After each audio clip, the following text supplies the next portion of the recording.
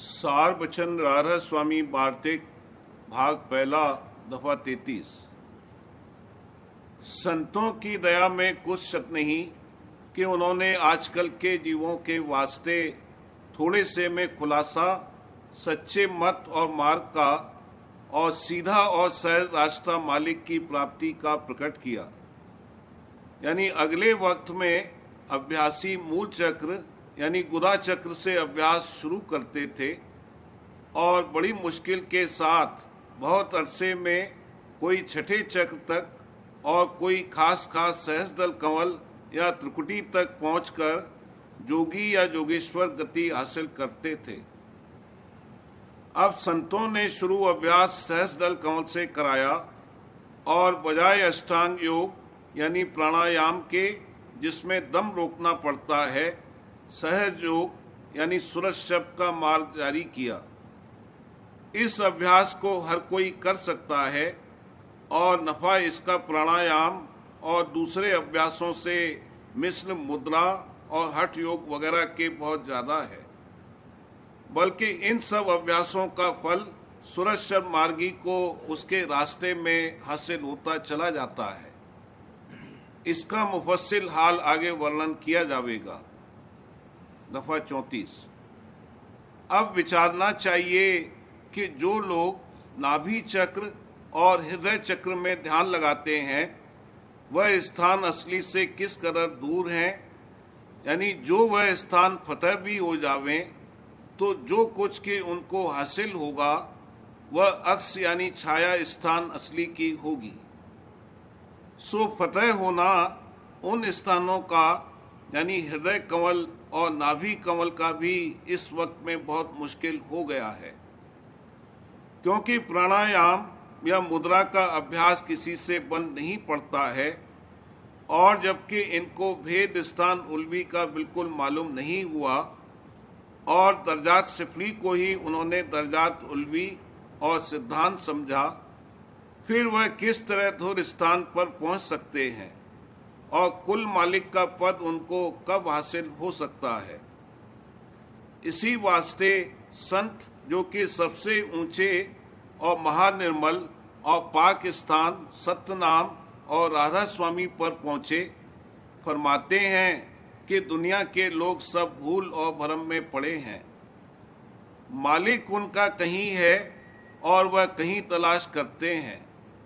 सो यह तो हाल उन लोगों का है जो कि थोड़ी बहुत अंतर्मुख पूजा और सेवा और ध्यान करते हैं या छठ चक्र के बीनने में लगे हैं, और जो बाहरमुखी हैं यानी तीर्थ और व्रत और मूर्ति पूजा में अटके हैं वे तो किसी गिनती ही में नहीं हैं।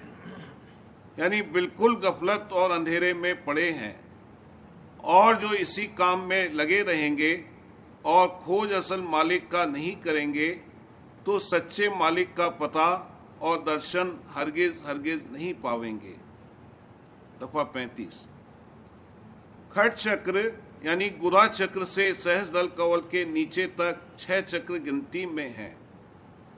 बड़े अफसोस की बात है कि जो मालिक को करता ऐसा बड़ा और मेहरबान और दयाल है कि जिसने सब रचना पैदा की और मनुष्य को उत्तम देही दी और तरह तरह और किस्म किस्म की चीज़ें और सूरतें पैदा की, उसको लोग पत्थर या धात की मूरत में या पानी जैसे गंगा जमुना नर्मदा में या दरख्त जैसे तुलसी या पीपल में या जानवरों में जैसे गाय और हनुमान और नाग में थाप कर पूछते और ढूंढते हैं।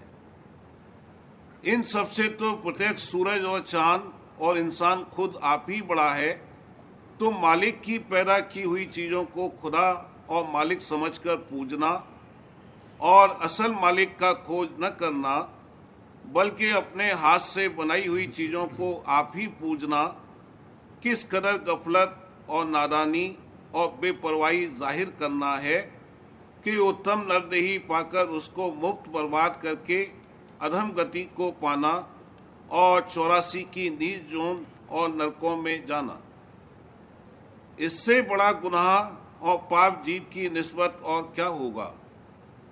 अगर सच्चे मालिक की खबर होती तो उसका कुछ खौफ और इश्क दिल में पैदा होता, और उन चीज़ों में कि जो बनाई हुई आदमी के हाथ की हैं कैसे डर या प्रीत पैदा हो सकती है।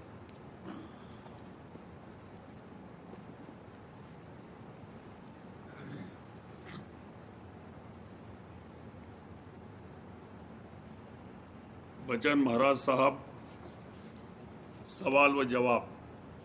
सवाल क, वक्त के गुरु की क्या जरूरत है। ख, अब जो सदगुरु प्रकट नहीं है फिर कौन मदद करता है। जवाब क, लुकमान हकीम बहुत ही होशियार था, मगर अब तुम्हारी क्या मदद कर सकता है। वक्त का हकीम होना चाहिए। इसी तरह वक्त के गुरु की जरूरत है, जिसका अंतर में शब्द नहीं खुला है और रूप नहीं प्रकट हुआ है, उसको गुरु की जरूरत है। ख, इस मंडल में राधा स्वामी दयाल निज रूप से मौजूद हैं, इसलिए सुरत मन सिमटते और खिंचते हैं। यह सबूत मालिक के मौजूद होने का है। बगैर समर्थ के और किसी की ताकत सुरत मन समेटने और खींचने की नहीं है। पेशतर से भी अब विशेष दया और मदद मिलती है। सदगुरु के वक्त में भी अंतर में निज रूप ही मदद करता था, फिर जब मौज होगी तब देह स्वरूप से भी प्रकट होंगे। सवाल,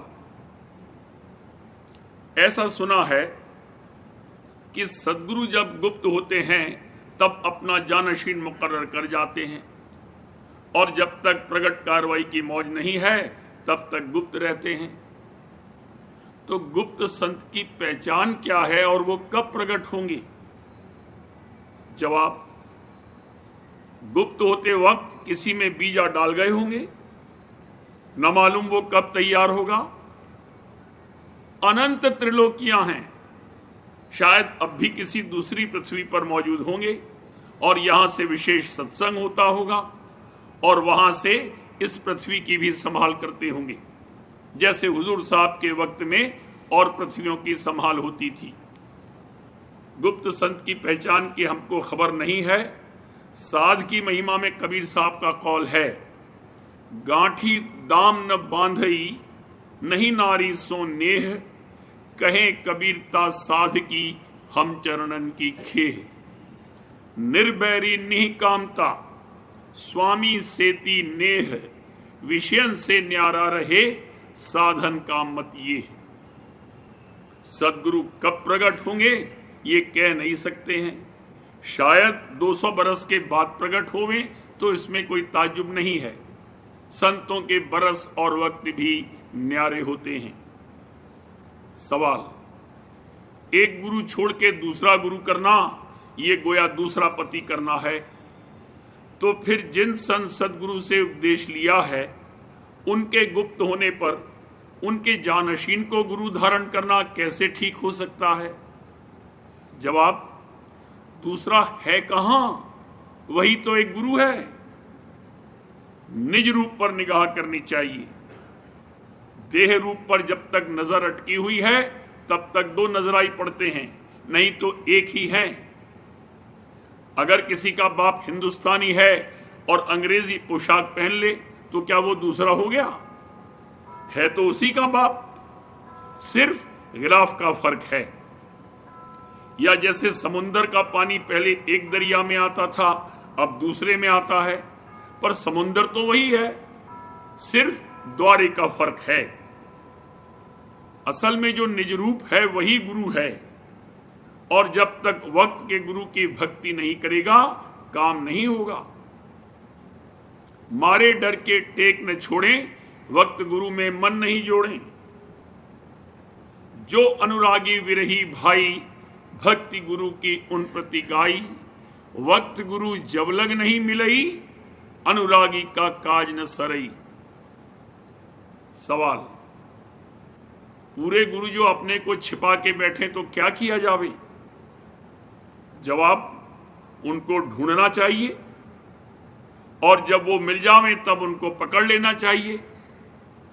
जो इंदा या विंदा, बेसमझे बूझे किसी में भाव लाना ये नामुनासिब है।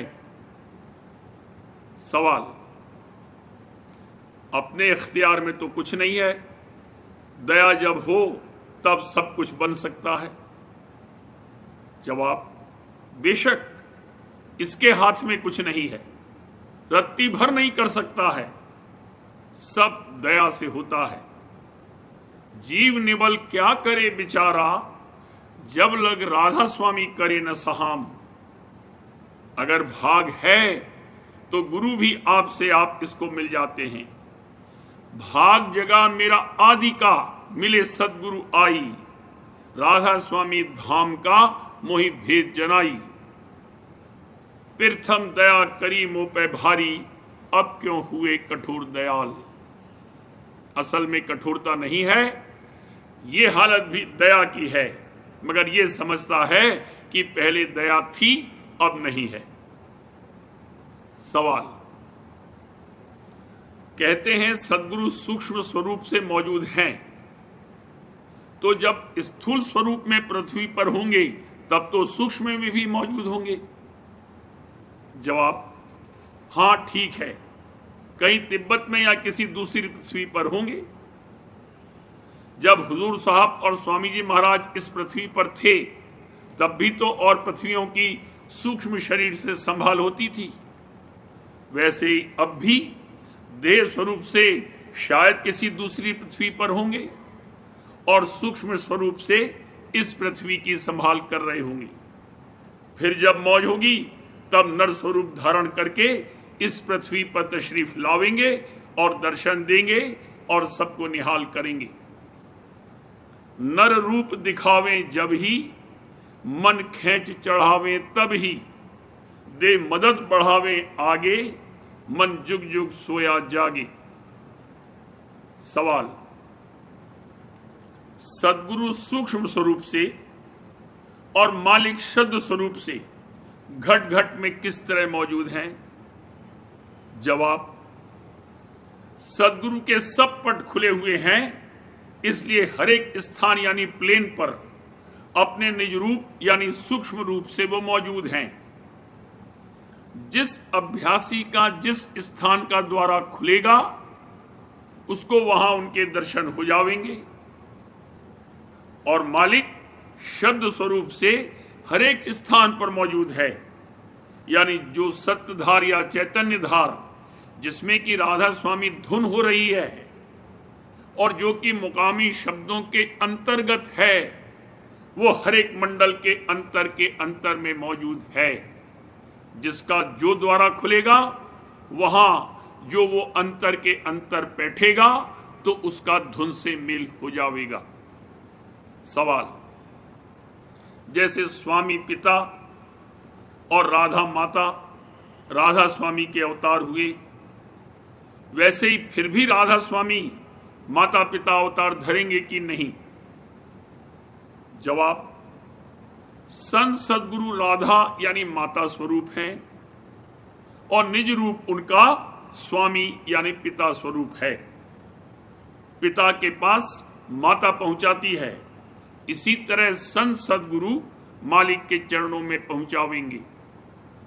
और अंतर में इनके स्वरूप धार और भंडार हैं, और जब तक कि इस लोक का उद्धार नहीं कर लेंगे अवतार धारण करते रहेंगे। हे राधा तुम गति अति भारी, हे स्वामी तुम धाम अपारी, राधा स्वामी दो मोही गोद बिठारी। सवाल, साध और संत सद्गुरु एक ही वक्त में मौजूद हो सकते हैं या नहीं? जवाब, एक ही वक्त में मौजूद हो सकते हैं, अलबत्ता उस वक्त में सद्गुरु प्रकट कार्रवाई करेंगे और साध गुप्त रहेंगे। सवाल, सद्गुरु किसको कहते हैं? जवाब, सत्पुरुष से धार आकर जिस नर शरीर में कार्रवाई करे और उसके और सत्पुरुष के बीच में कोई पर्दा हायल न होवे, उसको सद्गुरु कहते हैं। या ये कि मालिक के नूर की धार जो अंधेरे में प्रकाश करे उसको सदगुरु कहते हैं। इसलिए गुरु नाम मालिक का है और किसी को गुरु पदवी धारण करने का इख्तियार नहीं है। सवाल, सदगुरु की क्या पहचान है? जवाब, जिसके संग करने से सूरत मन सिमटे और दुनिया की तरफ से नफरत और मालिक के चरणों में रग़बत आती जावे और परमार्थी घाट होता जावे और प्रेम पैदा होने लगे, और जो आप भी शब्द में रत हैं और इसको भी उसी में लगावें, वही सदगुरु हैं। मगर शुरू में सदगुरु भाव नहीं लाना चाहिए। अपने से बड़ा और परमार्थ में मददगार और गहरा अभ्यासी उनको समझना चाहिए। फिर जिस कदर तरक्की होती जाएगी उसी माफिक भाव भी बढ़ता जाएगा और एक दिन पूरा भाव सदगुरु का आ जाएगा। शुरू में सदगुरु भाव लाना ये सिर्फ समझौती है, असली नहीं है। और बाहरी पहचान सदगुरु की ये है कि चरणामृत और प्रसादी आमतौर पर देते हैं, आरती कराते हैं और वचन सुनाते हैं, और उनके वचन और दर्शन और चरणामृत प्रसादी में असर होता है, यानी थोड़ा बहुत सूरत मन का सिमटाव होता है। और जो झूठे हैं उनके दर्शन वचन वगैरह में इस किस्म का असर नहीं होता है।